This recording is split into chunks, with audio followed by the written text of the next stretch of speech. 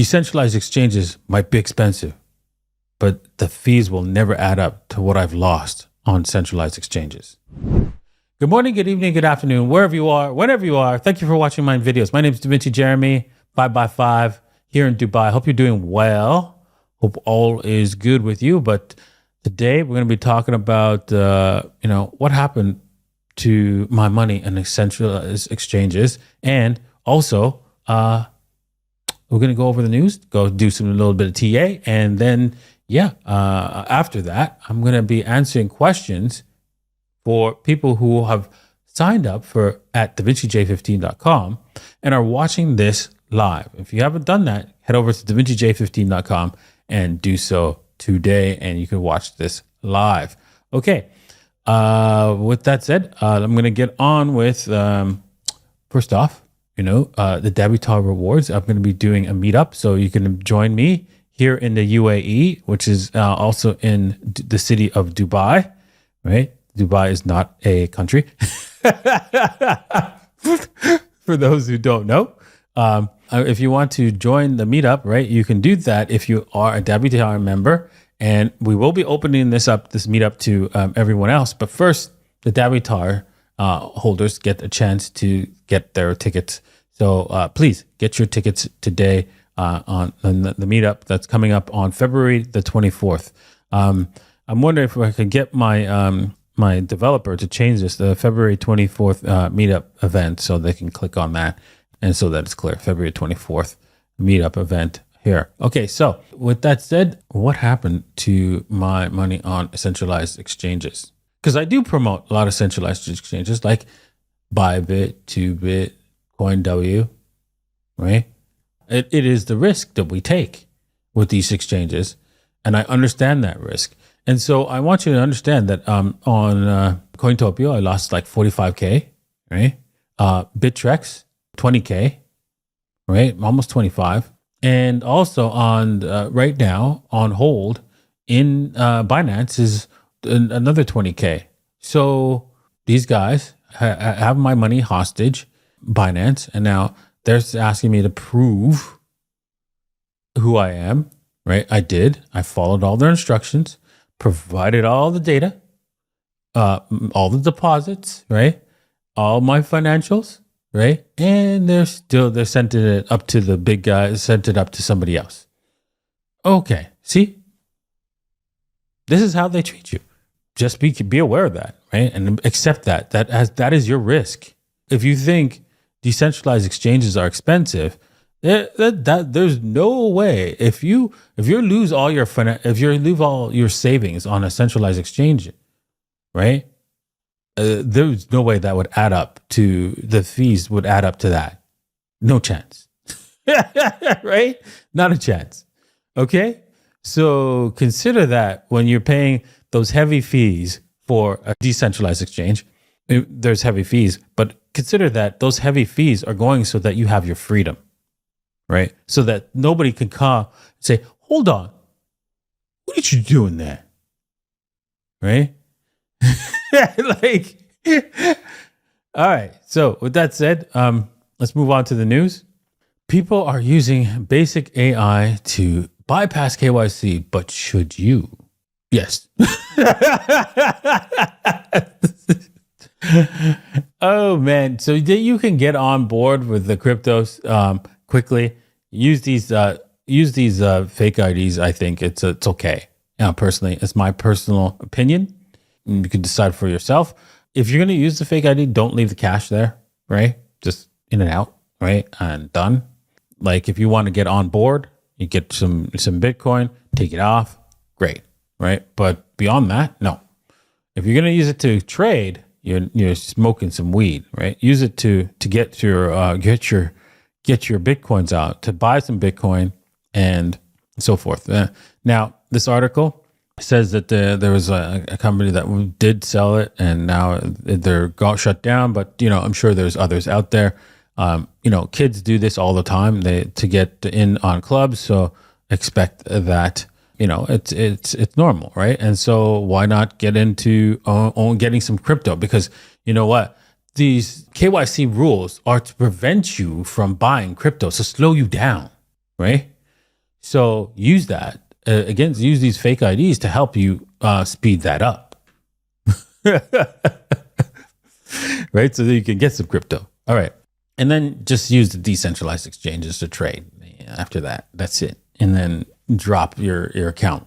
Like, yeah.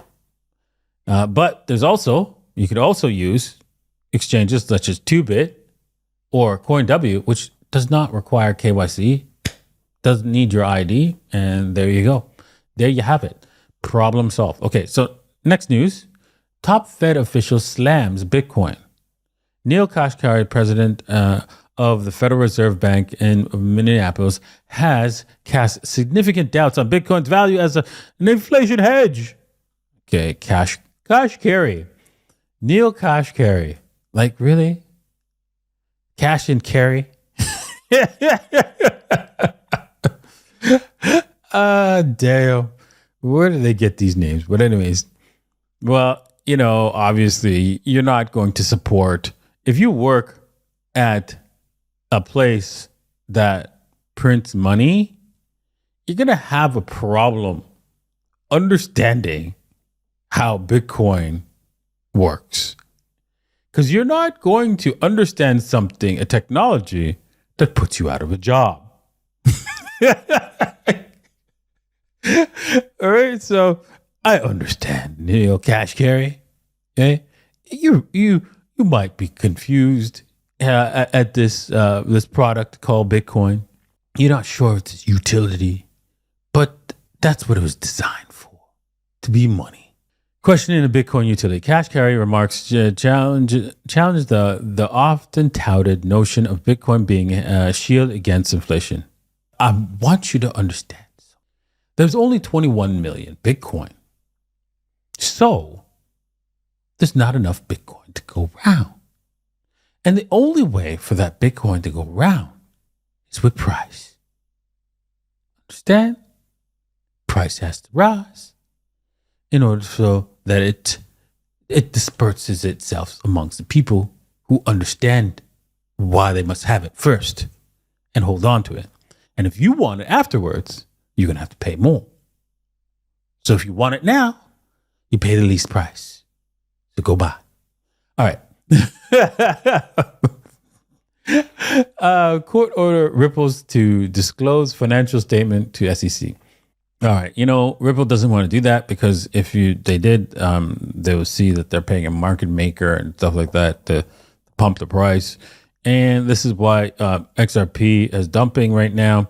Personally, I think they can't manipulate the price anymore because the money that they took out to spend to actually help manipulate the price upwards, that's gone. Technically, they could just pull it all back, right? But if they did that, it would show up on the news and it would look bad. Oh, damn. So a federal judge has signed off an order allowing the United States Securities and Exchange Commission to request certain financial documents from Ripple. Ooh, damn. That's going to be interesting. Let's see what happens in the coming days. I want to close this off with delinquency rates on credit cards and auto loans spiked to their highest since the Great Recession per Reuters. Yeah. We were in a recession from a long time ago. This is delayed information, and we might be turning the corner of the recession probably right now. But we're in the recession, in the middle of it right now. So whether if we're going to be turning the corner, could be happening right now. We're going to have to see some data points on that. But by the time we do, it will be a delayed reaction, right? I mean, delayed event, right? So this will occur once they've admitted that they're in a recession. All right, let's get on to the trading and the TA for today. If you want to trade, you can head over to bybit.davincij15.com, right? Just remember, if you're trading on these exchanges, only the amount of money that you are willing to go, oh, yeah, whatever. Like whatever. So, for example, the 20K that I'm battling for on Binance, it doesn't really matter, right? It's like whatever. right? If I get it, I get it. If I don't, I don't, right? It's got to be like that, right? With these exchanges. I'm sorry. It has to be. If you don't, you're going to hurt yourself, right? If there's ever an issue. It's same with 2bit.davincij15.com or coinw.davincij15.com. They are businesses that have a gun to their head from governments. And you have to understand that. Okay. All right. So I've instituted this trade for my private group. If you did not see this trade before, that's because it was in my private group. And yeah, we were going, it was happy, go lucky. And then, that's the way Bitcoin is. That's just the way it is with Bitcoin. So you can still probably jump in on this trade if this is still down here. No guarantees that this will work, of course, because nothing is guaranteed. But we're targeting the top of this range here for Bitcoin to break out to. If we take a look at, let's see here, can we bring up the VPVR? We came into this VPVR, came up to this would be right about here would be the out of value. I'm surprised we didn't touch that. And that's a little bit concerning. We should have came up to this level before we came back down. But hey, let's just, because you know what, the Bitcoin is now controlled by Wall Street. So a lot of the old rules may not apply. But let's just wait and see. We could see this thing pump all the way up here, but I'd be careful because it could reverse on us. There's a lot of selling coming in, right? Because of people getting, oh, wait a minute, I bought the top of 45K. I'm getting out of, 49K. I'm getting out of this thing. So we might get some dumping on us as this thing tries to rise up to the 45K-ish area. So I would move your stops to very least break even. If we get up to this target, it's only a 2-to-1 risk to reward ratio. You could also move the stop losses to approximately halfway, right about where these candle bodies are. And yeah, you should probably get some support here if we were to reverse. If we don't, then yeah, you need to take some profits and not turn a winning trade into a losing one, right? And that's how I'm going to trade this. Okay, closing off with Ethereum, we did have this beautiful trade which almost got stopped out in my private group. Make sure you check out my private group by heading over to Davincij15.com. And yeah, we took profits, and yeah, that's it. I mean, if you wanted to, if you were one of those guys that wanted to hold it, you could, but you can see this is a little bit of dangerous situation here as we broke now this support area. I don't know if I can support you holding this trade out longer. I think you should take profits. You can see we have failed. And this could turn into a double top failure all the way down. Now, this obviously broke the head and shoulders pattern, but yeah, a failure here could mark, that, hey, listen, we're if we break this bottom here, these bottoms down here, these bottom of the candle bodies here of 2252, it's lights out, man, lights out. Let's see here. Let's take a look at what that target would be for that. If we went lights out, we're talking probably in the, I've been saying this, probably in the $2,000 range is where we're talking about. So be careful of that. That is the likely target here. Yeah, there we go. But that's an ifs and buts, candy, cherries and nuts kind of scenario. So we have to wait for that to break down. If it doesn't break down, it's not going to happen. And so, yeah, that's the way the ball bounces, right? Is this a double top? Could be, because looking at the overall picture of this thing, it's not so good. We are at a situational reversal. Ethereum looks most likely going to roll over to the to retest the $2,000 mark is the highest probability of occurring, because we're stuck in this range, and I don't think we're going to break out of this range just yet.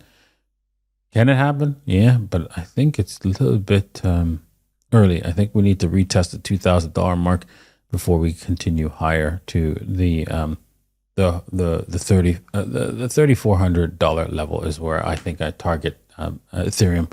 I really thought it was going to happen last year, but it happened this year. It's going to happen this year for sure. All right. Thank you for watching. I hope you enjoyed today's episode. I know I enjoyed sharing this information with you. And yeah, I'll see you guys tomorrow.